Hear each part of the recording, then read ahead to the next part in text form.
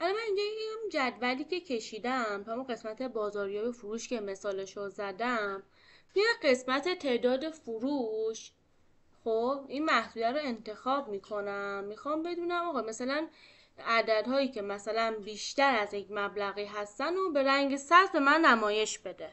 این هم یه جوری شرطیه، خب بهش میگن در واقع فرمت دهی شرطی که واسه سلول هاست. فرمت دهی شرطی که برای سلول هاست که من محدودم رو انتخاب میکنم.